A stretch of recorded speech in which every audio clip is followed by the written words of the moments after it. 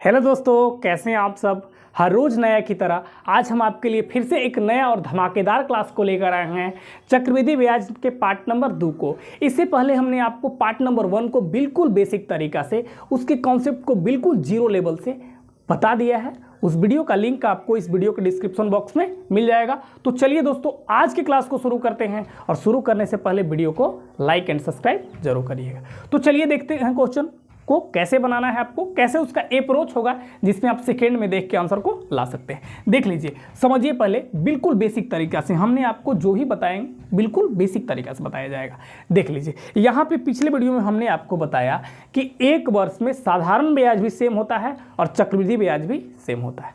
और दूसरा चीज़ हम ये बताए थे कि चक्रवृद्धि ब्याज में हमसे ब्याज पर भी ब्याज जोड़ा जाता है। क्या लिया जाता है? चक्रवृद्धि ब्याज में हमसे ब्याज पर भी ब्याज लिया जाता है। देख लीजिए, आज वही चीज़ को हम इस वीडियो में वेरीफाइड आपको करके दिखाएंगे। देख लीजिए, पहले तो आप तरीका समझिए। यहाँ पे तरीका चक्रवृद्धि ब्याज निकालने का हम ये बताए थे, ये फॉर्मूला बताए थे पिछले वीडियो में। देख लीजिए कि ये बताए थे कि अमाउंट बराबर P × 1 + R/100 ये होता है। ठीक है, का पावर क्या हो जाएगा? n हो जाएगा। n मतलब समय, टाइम, जितना ईयर दिया रहे। चाहे तो आप इससे पुट करके ला सकते हैं, ठीक है, लेकिन आपको बेसिक तरीका समझना है। उसका बेसिक तरीका, बेसिक फंडा को जानेंगे कि क्या अप्रोच होगा। देख लीजिए, हम बोले आपको यहाँ हम दो चीज़ को वेरीफाइड करेंगे। पहला वेरीफाइड ये करेंगे कि चक्रवृद्धि ब्याज में हमसे ब्याज पर भी ब्याज लिया जाता है। दूसरा तरीका, दूसरा चीज़ हम आपको ये बताएंगे कि एक वर्ष में चक्रवृद्धि ब्याज भी बराबर होगा और साधारण ब्याज भी बराबर होगा। देख लीजिए हम लोग कैसे करेंगे।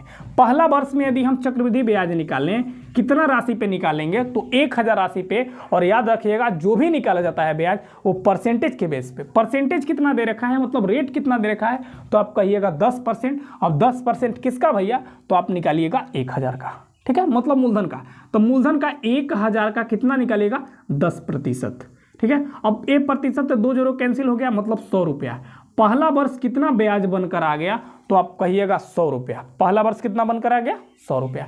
अब दूसरा वर्ष की यदि बात करते हैं, देख लीजिए दूसरा वर्ष कैसे निकालिएगा। दूसरा वर्ष यहीं पे समझना है कि ब्याज पे ब्याज कैसे लिया जाता है। देखिए, ब्याज ना मेरे पास निकल कर कितना आ गया? 100 रुपया। लेकिन अगला वर्ष जो हमसे ब्याज लिया जाएगा वो कितना पैसा पे लिया जाएगा? तो आप कहिएगा कि 100 रुपये यहाँ से और 1100 रुपये, सॉरी 1000 रुपये यहाँ से। यानी अब जो नया पैसा बन गया, जो नया मूलधन बना, वो मेरा बन गया 1100। फिर से एक बार समझ लीजिए। देखिए, यही है कि हमसे ब्याज पर भी चक्रवृद्धि ब्याज में ब्याज लिया जाता है। देख लीजिए, मेरे पास तो ब्याज में निकल के 100 रुपये आया है, लेकिन अगला साल, दूसरा साल क्या होगा कि 100 रुपया यहाँ वाला और मूलधन 1000 वहाँ वाला।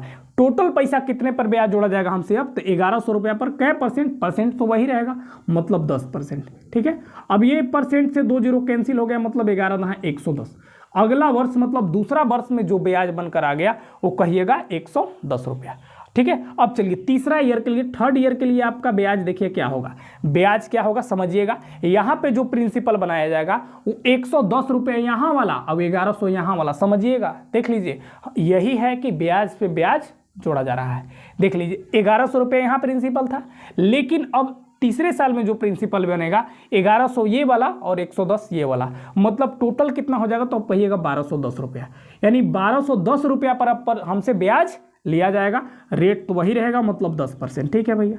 चलिए, परसेंट से क्या हो गया? 2 जीरो कैंसिल, मतलब क्या हो जाएगा? 121। थर्ड ईयर में जो मेरा ये ब्याज बनकर आ गया वो 121 रुपया बन के आ गया। देख लीजिए, ठीक है। अब जब तीनों ईयर को जोड़ के मिला के जोड़ेंगे तो कितना हो जाएगा? तो ये हो जाएगा, क्या हो जाएगा? जोड़ लीजिए इसको। ये क्या हो जाएगा? जोड़िए, ये हो जाएगा 1 और ये हो जाएगा, कितना हो जाएगा? ये हो जाएगा 3 और ये हो जाएगा 3, यानी 331 रुपया। कितना हो गया? 331 रुपये निकल कर आ गया मेरे पास चक्रवृद्धि ब्याज। यहाँ पे चक्रवृद्धि ब्याज हम निकाल के फाइंड आउट कर चुके हैं। ब्याज पे ब्याज जोड़ा जाता है, ये चीज़ को हम बता दिए। अब देखिए, दूसरा चीज़ हम आपको क्या बताने बोले थे। दूसरा का चीज़ हम आपको ये बताने बोले थे कि एक वर्ष में साधारण ब्याज भी सेम होगा और चक्रवृद्धि ब्याज भी सेम होगा। देखिए, ये करते हैं। देख लीजिए, जो रेट इसका रहा होगा, ठीक है, 1000 रहा होगा। अब टाइम कितना एक वर्ष में निकालना है? तो एक आर कितना होता है? आर 10% दिया है यार, यही ना फॉर्मूला होता है। पिछले वीडियो में बताए थे कि P × R × T/100 ये बताए थे। चलिए इसको निपटा लीजिए। 2 जीरो कैंसिल, 10 नहीं 100। देख लीजिए, 100 रुपये यहाँ भी आ गया पहले वर्ष का और पहले वर्ष का यहाँ भी आ गया। मतलब ये दोनों कंडीशन यहाँ पे क्या हो गया, वेरीफाइड हो गया। हम पहले बता दिए थे कि हम आपको आज दो ही चीज़ बताएंगे। पहला चीज़ कि ब्याज पर ही ब्याज लिया जा रहा है, वो चीज़ को आप समझ गए। और दूसरा चीज़ समझे क्या कि एक वर्ष में चक्रवृद्धि ब्याज भी सेम हो गया और साधारण ब्याज भी सेम हो गया। देख लीजिए 100 रुपये पहला वर्ष में यहाँ भी बन गया और दूसरा का वर्ष में यहाँ भी बन गया। अब चलिए ये तो तरीका आप समझ गए। अब चलिए एक तीसरा चीज़ को समझ लीजिए। तीसरा चीज़ क्या हम समझाएंगे आपको। ये अगर आपसे कोई बोले कि ये इसका चक्र साधारण ब्याज क्या होगा, तो आप डायरेक्ट निकाल लीजिएगा। कैसे निकालिएगा देख लीजिए। हाँ भैया, यहाँ आप कहिएगा P into R into T upon 100। P मैंने कितना, तो 1000। अब कितना के लिए निकालना है हमको, तो 3 साल के लिए, तो 3 हो गया। आर कितना, तो 10%, ठीक है। बटा क्या हो जाएगा, तो 100। अब 2 जीरो से 2 जीरो कैंसिल करा लीजिए, यानी 10 या 300। यानी मेरे पास साधारण ब्याज कितना आ गया, तो आप कहिएगा 300 रुपया, जबकि चक्रवृद्धि ब्याज कितना आ गया, तो 331 रुपया आ गया। यानी कितने का गैप हो गया, मतलब 31 रुपया का। देख लीजिए। अब तीसरा चीज़ हम यहाँ भी वेरीफाइड कर रहे हैं आपको कि हम बोले थे कि चक्रवृद्धि ब्याज बड़ा होता है किससे, साधारण ब्याज से।